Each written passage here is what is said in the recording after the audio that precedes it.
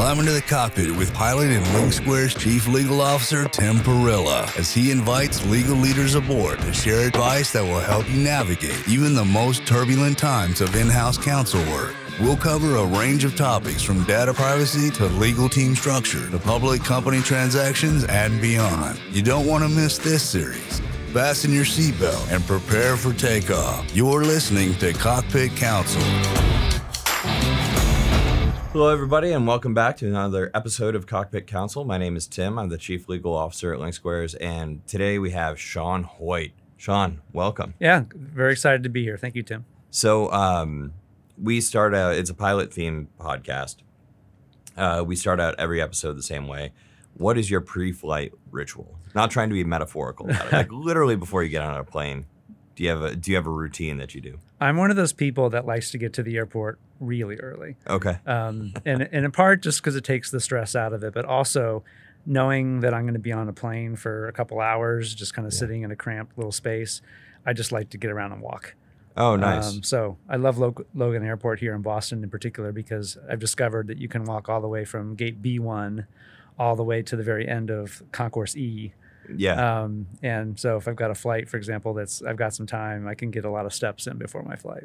Yeah, absolutely. Absolutely. And if you can't make it quick enough, Logan's also easy enough and accessible enough where it's like, oh, crap, I'm boarding in 10 minutes. I try and you not can to still do make that. it. Yeah. I've had a couple where I've had to do that. But for me, if I'm flying commercial, usually I try to get there a little bit early, and kind of the same thing. If it's morning, I like to get Dunkin'. It's kind of like my airport treat. But typically, if it's at the end of the day, I'll grab a drink beforehand, just sort of relax. But I love it. I love being at airports. It's a ton of fun. So, well, let's get into it a little bit. Let's talk a little bit about your career path. Where you are now and sort of what journey you've taken. I was looking. You've held a bunch of roles that seemingly don't have a ton to do with the practice of law, but obviously would love to hear sort of your take on it. Well, in some ways, my career path feels to me like it's been very linear.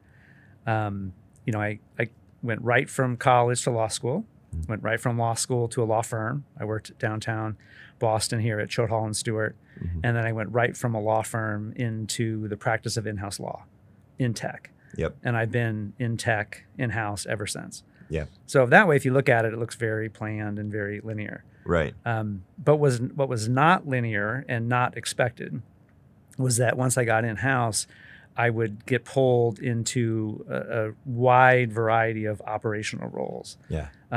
Over the course of my in-house career, I've run HR teams. I've run finance teams, security, facilities. I've managed insurance. I've managed lending. Okay. None of which I ever expected. Right. And then at one point in time, I was even the interim CFO of a public company. Oh, no kidding. And had to do investor calls for 2 quarters. Yeah. And investor roadshows. Did you have a finance undergrad? No, it was just literally... one of the things that's been a hallmark, I guess, of my career is that I express curiosity about the business. Yeah. And how do things work? And as a result of that, when opportunities come up, I typically have kind of been poking my nose in them enough that somehow I seem like a likely candidate to manage it in That's transition. awesome. I've never done one of these as a long-term career change. It's always been while I was also running the legal function. Right. But it was always, someone who was running that function left. Okay. Or there was a restructuring or a layoff or something happened and the company needed someone to step in for a while. Yeah. And it just keeps ending up in my lap. Now, at OutSystems where I am now, I feel like I'm back to my DNA. Yeah. I'm doing what I think I'm the best at and what I love the most, which is being part of a deal process. Yeah, you're running commercial and the deal desk, right? Correct. So I run the commercial part of the legal team at OutSystems. Now we're a Portuguese-based company that's global. Yep. So we're in over 87 countries in terms of where our customers and partners and suppliers are. So And we have over 5,000 entities we do business with Yep. across those 3 types. So it's That's been a a lot. great challenge Yeah. to work at that scale. Yeah. And a lot of what I've ended up doing at OutSystems, yeah, we're trying to negotiate all the contracts and draft them, but a lot of what I do is around the process and the systems Yeah. that we use. So if we've got that many customers and that many partners and suppliers, how do you make it scale? Right. And now, anytime I come across a proposed way of doing something, I have to ask myself, is this going to scale, let's say, to 10,000? Right. Right. And if it doesn't, then I've got to rethink it. When did you, what was the size of the customer base when you started? And maybe the employee base too? So I've only been at OutSystems for a little over a year. Okay. So we are growing. We're adding several hundred customers Okay. every quarter. So we're doing a wonderful job at That's expanding awesome. the base of the business. Yeah. But part of the reason I was excited to take the job was it was a scale I hadn't worked on before. Right. I've worked in public companies and, larger tech companies, but they always focused on the top of the enterprise segment Okay. where you're dealing with the biggest of the big. Right. So, maybe we were doing, hundreds of millions in revenue, but we were doing it on a base of a few hundred customers. Right. Right. Now I'm dealing in thousands of customers. Yeah, it's a different ball game altogether when you're looking at it from that perspective.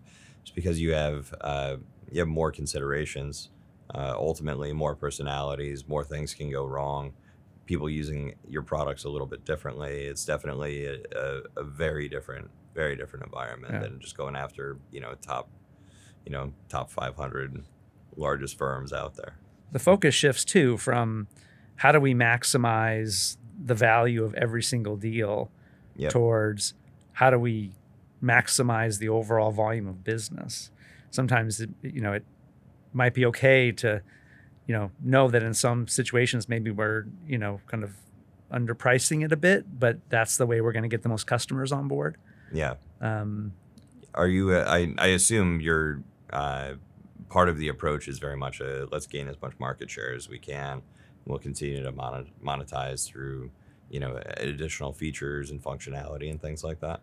the focus is very much on letting the product, getting the product in hands of many customers and developers as possible. Right. And knowing that the product works really well and that we have a very high rate of expansion once Right. people start using it. So That's awesome. People can come in and start using OutSystems at a very low price point.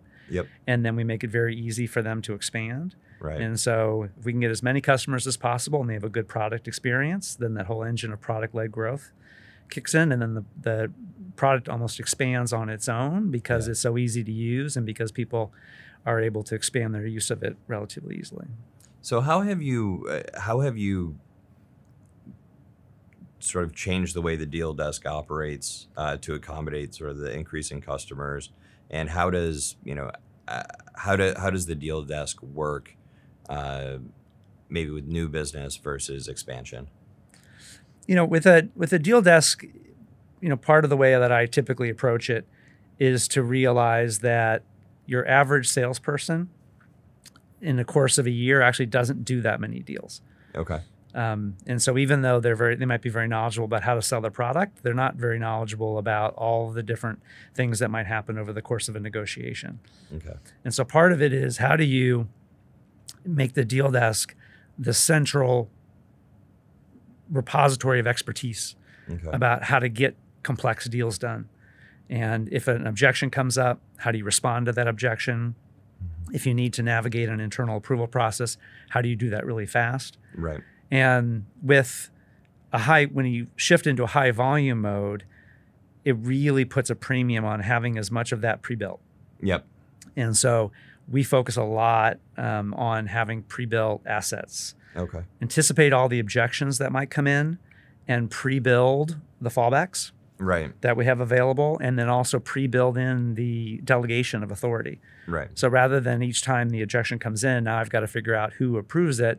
Ideally, I've already been empowered to adopt those positions without having to seek approval, as long as they're within certain parameters. Yeah. And that way you can respond to objections very quickly without having to go through a lot of process. Yeah, exactly. It's great to have that sort of playbook. And I think at some point you hit a scale where, you just don't have any other way to operate. I've done deals with Facebook and, deals with Google where we actually were able to talk to them, which was pretty remarkable, especially given what our size was at the time. And that's exactly how they were operating. They're like, listen, I get what you're saying here, and we can't go as far as where you want to go, but here's where we can go. And it's just like, you could tell in the red lines that it was just delete paragraph, insert different paragraph, right? And they add that sort of bank of things and positions that they could go to, which makes a ton of sense. And it makes it a lot easier and more efficient, I think, on the legal team in particular. If you've got a compelling enough offering, customers will usually take it as long as it's reasonable. We're even trying to push some of that empowerment down to the actual sales rep, so that in our repository of fallbacks, there's tiers. Right. And in a tier 2, for tier 1 is kind of everything that's standard. Yep. Tier 2 are fallbacks that the sales team can adopt on their own. They don't even need to come to the deal desk. Okay. So if things come up frequently and we always say yes, well, let's just let the salespeople run with those. Yep. And then tier 3 and tier 4 are things that need to come back to the deal desk for some consideration. And then tier 5s are the one-offs. Those are the ones that, okay, we haven't seen this one before, actually. Right. This one might need to go all the way up to legal. But then once we craft a response on tier 5, the key is, well, let's push that down and make that a tier 3 or tier 4 for the future. Right. So we can reuse it. Reuse is, in my view, reuse and empowerment are the two ways you scale. That's awesome. So when you think about, the difference between tier 2, 3, 4, maybe, do you, as a legal team, either have parameters for it needs to be, X dollars, Y jurisdiction? Do you have like those types of rules that you've implemented? Or is it just sort of like, okay, we'll allow our sales reps to go on these types of provisions that take them into the different tiers? I think a lot of the industry is, in the SaaS, I've seen moving towards having, size of deal thresholds before, there's really a willingness to negotiate, because negotiation takes money, it takes time, and it takes resources, it adds cost. That's right. And time to the sale. So if it's a small deal, that's not worth it or scalable over time. Right. So we've adopted that model. We have what we call no touch and low touch thresholds, where if you're below those thresholds, there's either no negotiation, or maybe the salespeople can take out of that tier 2, but we can't go into like tier 4. Right. For example. But we do have an exception that for our top tier enterprise clients, that we're willing to negotiate, even if it's a small deal, under the realization that the long-term potential of that account is massive. Right. That makes a ton of sense. So with I guess maybe shifting gears a little bit, the first time that you started overseeing a group that wasn't the legal team, what was the most difficult thing that you had to sort of switch or think about in doing that? Part of the, I'll use the example of when I ran a people team for the first time, which I did for 2 years right at the start of COVID. Okay. So it was quite an interesting challenge. But the first thing for me was to realize quickly that I was no longer the functional expert. Right. Because whenever I've been running a legal team or a deal desk, usually I'm as experienced or maybe more experienced than the rest of the team. Right. So they're coming to me for domain expertise. Mm-hmm. And when I'm running a people team, all of a sudden I no longer have that. Right. I have to rely on the functional expertise of the people on the team and make sure that my team, that, if either I have them or I hire people that have that deep functional expertise that I don't have. Right. And then, I rely on them to provide that context. So really, at that point, I'm really focusing on how can I lead this team in terms of setting goals, keeping on track for our goals, making sure we're working on the right priorities, making sure we're making the hard decisions when, tough issues come up, especially on the, kind of people and performance front. Sure. And also setting the tone within the company. Okay. And making sure that, across the company, people realize like what the team stands for. Right. What's our vision? What's our mission? And that we're highly accessible. Yep. And people know that they can, reach out to us. That will be, customer service. When every team that I've run, I place a high focus on being very visible. Yep. being very easy to reach out to, and being very responsive. Yes. People in the company have to trust that, okay, like I can, I know where to find them. And if I do reach out, I'm going to get a quick answer. And it's going to be a practical one. Yeah. That's important. It's not going to be a no. Right. Or a rigid approach. Exactly. That aspect of building the relationships is key across. It's something that we talk about a ton here. Cockpit Counsel is really focusing, no matter what leadership role you're in, whether it's over the people team or any or the legal team or any other team that may fall under you, is making sure that you're customer driven in a way that's like, all right, the business is my customer. I'm here to serve them, sort of mentality, right? And what I think is the first step in actually making a successful image for your team is providing visibility as to what's going on. And, even if you can't get a quick response or you can't get the yes response, being transparent in the way that you approach that project or that work, and being deliberate in the way that you explain your reasoning and rationale behind it, I find it goes a long way with building the trust. And ultimately, that's what you're trying to do, is build the trust between your team and others throughout the organization. And usually, if you're able to do that, good things happen. And the image of your team ends up being pretty positive across the org. Yeah, absolutely. So, looking at a little bit, maybe a little bit earlier in your career, I saw you had a COO role for a little while too. What was your biggest challenge there? And maybe just asking kind of a follow-up question with it, after you've managed teams that are not legal teams, where you are able to just say, all right, I have this expert. How have you then dealt with your legal teams, and what does that difference look like? The biggest challenge of, for example, when I, started to grow into like a true COO role, was just realizing the breadth of that role and how many areas I wasn't a functional expert. Yeah. To get back to my point earlier, because as that role was evolving at that company, I was, at some point in time, it was going to be 4 to 5 functions that I was running other than legal. Yep. Or in addition to legal. And looking across those, the just realization that I have to focus on the fact that I'm going to contribute in a way that's not relying on functional expertise. Right. And that, it's an opportunity, and it's exciting because you got to flex different muscles, but it's also intimidating. Yes. And it's easy to, start to doubt yourself and kind of wonder whether you're fit for it. But at the end of the day, I think, what I tried to channel was that if teams have good leadership and you empower and support the people that do have the functional expertise, you can still have a really high performing team, even if the leader of that team is, someone who is non-traditional or Right. kind of didn't come up from within the team. Yeah. But that was a challenge, and it got to the point where, it sapped a lot of energy from me, I'll be honest. Okay. Trying to kind of be able to jump from function to function to function within a day Yeah. many times, and then, kind of really show up with full energy and organization Right. around, that many times in that many areas of the day. Yeah. And in terms of what I, took from it, now that I'm kind of back, more focused Mm-hmm.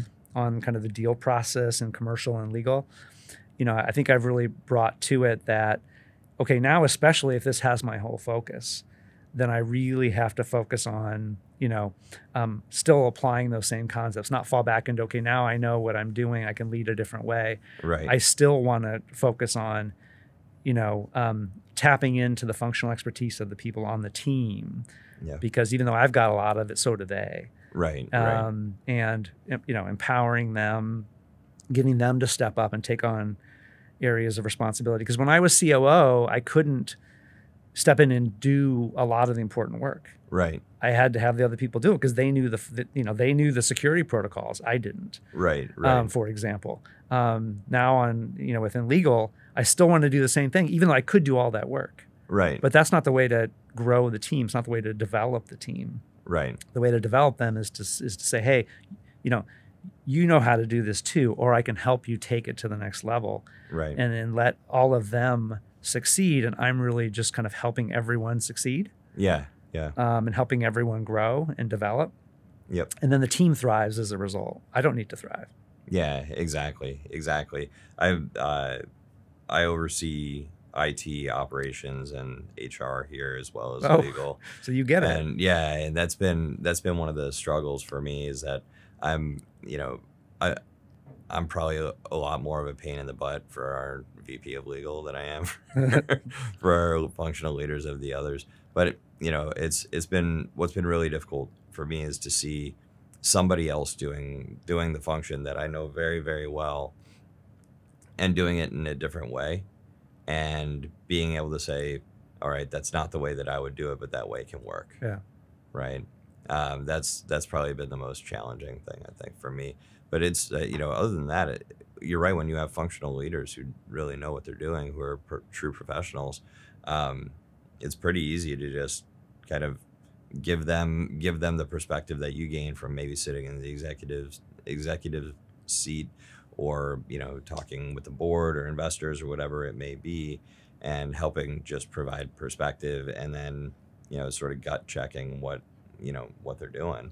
But largely when you have pros running the function, it makes life a whole lot easier. Yeah. So sometimes with those the people that are kind of your track leads or team leads within the team, they've got the functional expertise, but they haven't learned yet is leadership. Right. And so you can that's where you can actually help to grow them, is just because that but that they may not know yet. They may not have kind of been able to develop those skills about how do you develop your executive presence? How do you lead a project?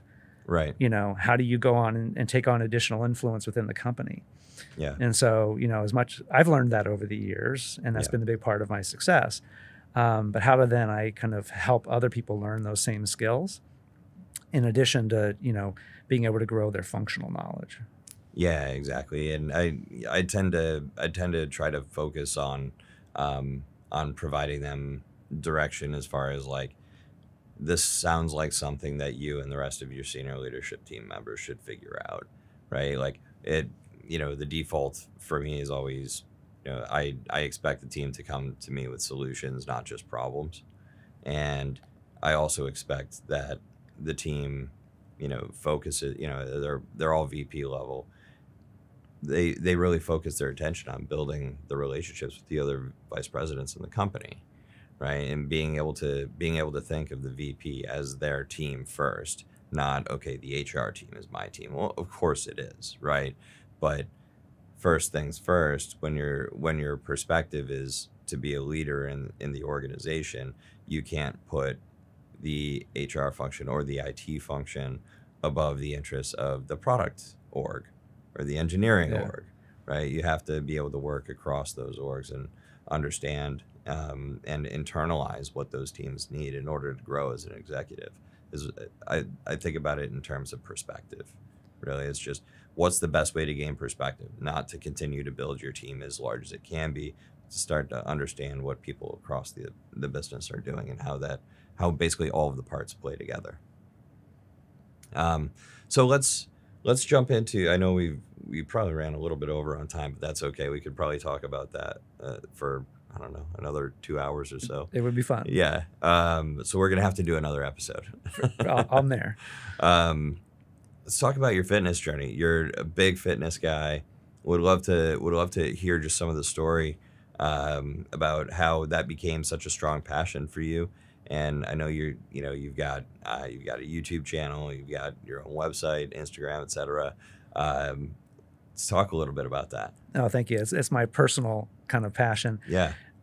I've been active for a lot of my life, not all. Okay. I took a definite detour when I was a young lawyer working 70 hours a week and gained 30 pounds and That kinda happens. got off track. But Yeah. eventually I got back on track. Yeah. And so for most of my life, fitness has been important to me. Yeah. Although for most of my life, it's been very situational. Okay. I would sign up for a race. I would train for that race. I would, do that race and often, did some things I'm proud of.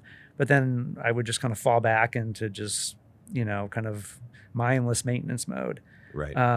There's a saying that says, if you always stay in shape, you never have to get in shape. Yeah. And I never had that mentality. It was Sure. like you get in shape for a race and then you slack for a while and then another race comes and then you get back in shape again. Yeah. But once I started to get towards my 50s, I really all of a sudden started thinking about it very differently because I started to think about, okay, now that I'm getting older, like, can I do this in a way where I'm not declining Right. as I age, where I actually take all the things that I've learned over time and actually find, can I get stronger Right. as I get older? Yeah. And so I kind of have this whole thing about, being fit at 50 Yep. and, really showing that you get better as you age, Yeah. or you can. Sure.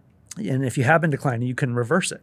Yeah. And with a lot of intentionality and thought and hard work, you can actually do things in your 50s you've never done before. Right. So I became a big proponent of Spartan racing Okay. in my 50s. Never done it before.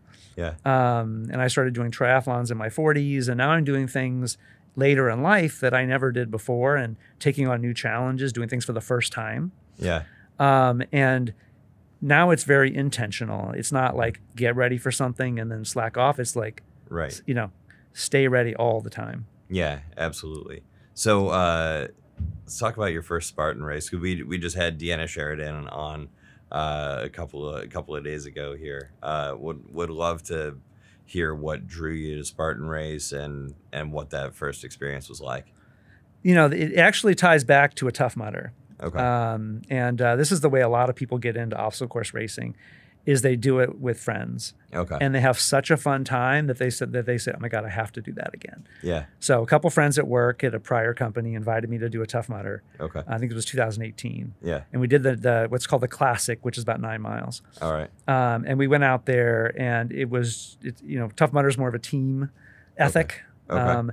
And it was just so much fun doing these crazy obstacles with like brightly colored water and mud everywhere. And it was so new and interesting and different. Yeah. And it was such a new challenge for me that I was like, all right, it felt good to do something new.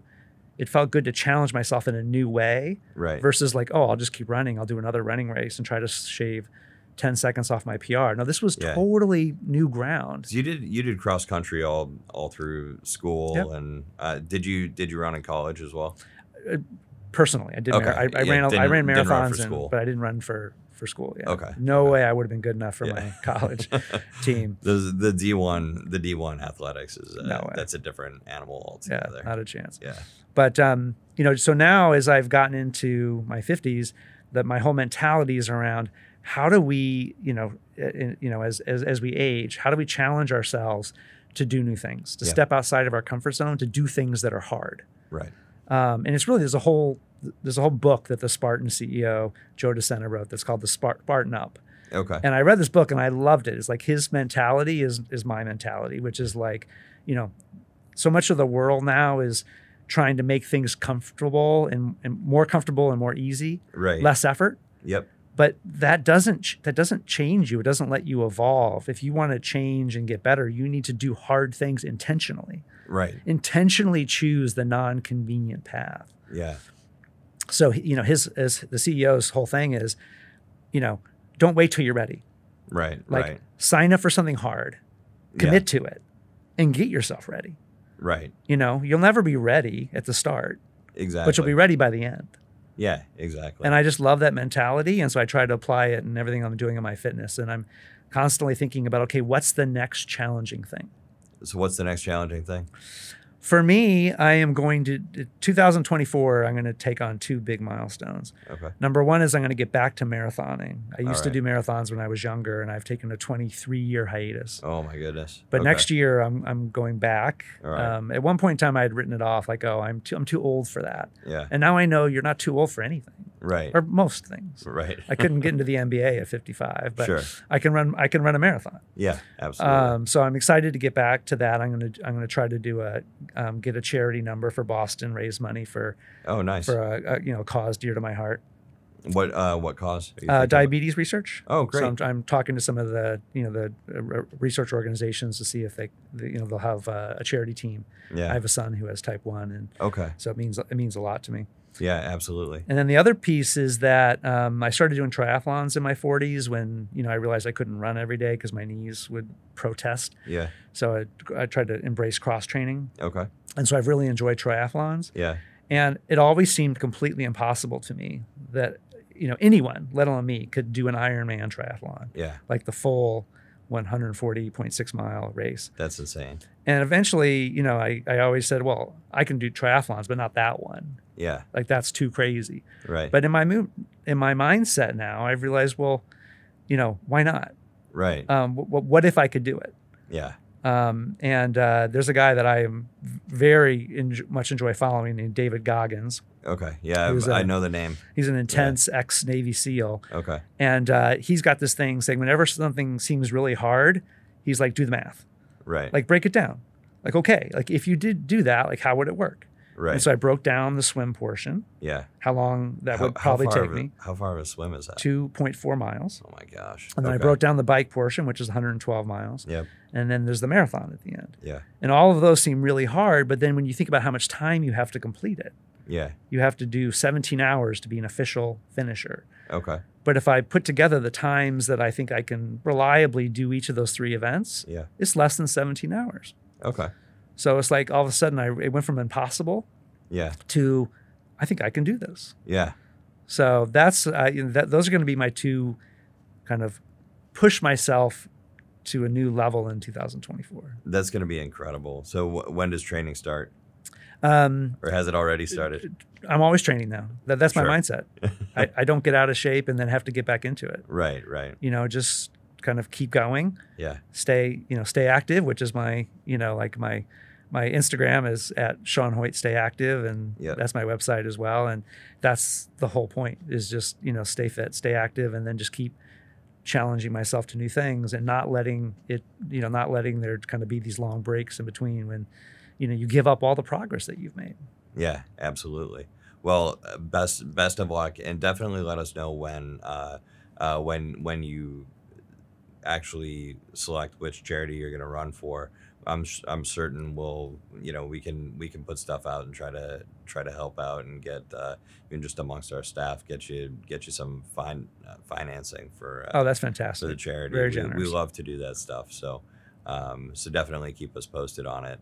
I know, Alyssa, we've got a handful of questions from the audience, and I think we've also got Alyssa's hot take for the day. Yes. Okay. So I guess we'll start. What is your number one tip for maintaining motivation, both personally and professionally? I think for motivation for me, it's about 2 things. Number one is I always come back to my why. Like, what am I trying to accomplish at the most profound level? And for me, as I've kind of said before, it's about really trying to show myself and others, like I'm trying to not only do this for my personal reasons, but to kind of inspire other people that are, kind of my same age or getting there, that as you get older, you don't have to accept that it's just an inevitable decline. Right. That you continue to do hard things and continue to get better. So I come back to that. And so it's like, if I'm starting to kind of just lose motivation, it cuts directly against kind of the whole point that I'm working towards. Right. And then the other one's around accountability. Okay. I'm a big believer in public accountability, which is like whatever you say you're going to do, tell as many people as possible. Right. And then, then you feel like, all right, I got to come through on this. I put myself Right. out there. So I just told Exactly. you on the show that I'm going to run a full Ironman triathlon. Like, I'm sure you have a lot of Yeah. viewers. and listeners. And so, like I don't want to be the one when somebody sees me 6 months later and says, how's that triathlon training coming? And I'm like, you know what? I don't know. I'm not doing that anymore. So by putting myself out there and committing to what I'm going to do to a lot of people, it really helps me to keep motivated because, I want to come through on that commitment. That's awesome. That's awesome. Nice. That leads nicely into this next question, which is, how does your mindset help you lead and inspire your team professionally? I really do try in the professional setting to apply some of those same concepts. Like, what's something hard that we could do? And rather than thinking about it as that's impossible or that's never been done, well, what if we could do it? Right. And start to think outside of the box and think, innovative thinking that kind of pushes the envelope. And then, why can't we be on the front edge of a trend? And I think that kind of wakes people up because it's different. It's not like we're going to make this 5% better and then 5% better again, but we're always doing the same thing we were doing. But like, what if we broke the mold and did something different? Right. One of the things that at my company that's kind of like really reset my frame of mind is that, I'm used to being at companies where pretty much every deal we did, we had to negotiate an MSA. Okay. But at our company, we've made our MSA online so good that, almost 90% of our customers just accept it. That's awesome. No negotiation. Yeah. And that really reset my mindset. Because if you would have asked me coming in without knowing that, the number that we got to, like what would be good, I would have said, if you got 50-50. Yeah. But now we're at 90%. Okay, well, where do you go from there? Right. And it opens up this exciting world of possibilities where you could do really innovative things, where your online MSA, might look something that's like much more, kind of modern, right, and almost like conversational, than long, sections of text. Right. So I'm trying to like just rethink, and then get the team to rethink. And I find that the creativity that unlocks is amazing. And my team has come up with some really interesting things that I wouldn't have thought of. Yeah. And I think it's because they feel empowered to think creatively and to step up and to contribute. They're not just looking to, for me, okay, Shawn's going to tell us what to do. Instead, like we're all trying to think, okay, like what's possible. And I also, constantly try to express gratitude. Yeah. That's a big part of my belief, which is that, when you not only feel gratitude, but you express it, right, you unlock so much, you build trust. Yep. But you also unlock, people want to, work hard when they feel appreciated. Right. Absolutely. That's incredible and unique to have a legal environment, in an in-house legal team where you have that freedom of creativity and you have a leader that has enough sense and awareness about how to motivate people where you're thinking about things from the perspective of gratitude and how that does help motivate the team. That's awesome. And then our last question that we ask everyone is, what is your hot take about working in-house? I haven't looked back since going in-house. And there's been a lot of, kind of people that I've counseled over the years, either who were, just making that transition or wanted to make that transition. So I always think of like, what are the key pieces of advice that I give to people as they're thinking about doing that or just starting. And I think one of the most critical things that, I counsel people is that when you're working in a law firm, a big part of your job is to analyze risk, to look for risk and to try to find ways to point it out. Like you should be aware of this risk and you're trying to minimize it. You're trying to say, oh, we should, rephrase this so that this risk goes away or gets minimized. Right. And you're just counseling the company on the different ways to minimize risk or avoid it. Right. And in-house, I really think that over time, I've come to realize if you're good and impactful in-house, you're actually kind of, empowering the company to take risks. Yeah. But you're just focusing on what are the risks that are justified by the business benefit. There's some risks that you don't want to take. The business benefit doesn't justify them. Sure. But there's a lot of risks that are reasonable to take. Yep. And, if you don't mind, I'll give you a quick example. My team, will come to me a lot and ask for input on a liability clause. Yeah. Maybe there's no cap or there's a really high cap. And I don't give the same answer every time. Sure. Because every situation is different. And Yeah. so I'll say, tell me about the deal. Yeah. Tell me about the customer. What do they do? What kind of application are they going to be building? What kind of data are they going to have in the application? Because in some cases, as I look at it, it's just not that big of a risk. Right. The scenarios, I said, tell me the scenario in which this risk would be large. Right. And I just ask them to envision what that scenario would look like. And sometimes they can't, because it's the way the everyone's going to be using the system and the kind of data we're going to have access to. It's just, the risk, even if it came up, would be well covered by insurance. Right. So I'm like, let's do this deal. We don't need to change it. Right. But in some cases, you play out the scenario and it's pretty catastrophic. Right. And in that case, okay, let's build in some reasonable protections here. But I really want, in-house lawyers to say, embrace risk. Yeah. But just understand and be able to quantify risk. Yep. And be able to weigh it against business benefit. And when it's justified in light of the benefit, be ready and willing to take risk. Yeah, that's a great point. I'm a big I welcome risk. I think risk is an opportunity, and I think it's more than a lot of early in-house attorneys look at risk as something to avoid and minimize, as you said, similar to what you're trained to do at a law firm. But the biggest thing I think about operating in-house is learning how, not only from a legal perspective, but learning how to coach the business as to how to navigate it. And it's not navigating it where you minimize or eliminate the risk in any way. It's just moving circumstances or getting ahead of circumstances that could be the first domino to fall in a series of 20 dominoes, right? Or being able to pull out the 11th domino in that chain, right? And having confidence that if you manage things in the appropriate way, you won't get to the worst case scenario, even if something does go wrong, right? But yeah, that having that appropriate risk appetite, I think, is something that attorneys coming in for their first gig probably should be thinking about a little bit differently.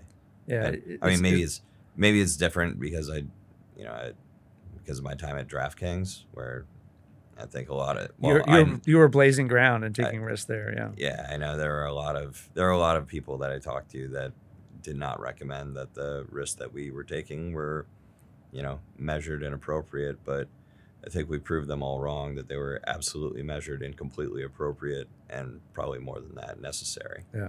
Right. Healthy risk appetite and confidence that you can handle the consequences, I think, is really important. So. Cool. All right. Cool. Well, Shawn, thank you so much for joining. This has been an awesome conversation. Let's figure out a time to get you on for another one. I would love it. This has been a lot of fun. Months. It's been great. And definitely let us know when you select a charity for the marathon. And we'll be sure to get that out, as many eyeballs on it as we possibly can. And that's greatly appreciated. Thank you. Yeah, you're welcome. And if you liked what you saw today, give us a follow, give us a like on all the socials, and we will see you next time. Thanks.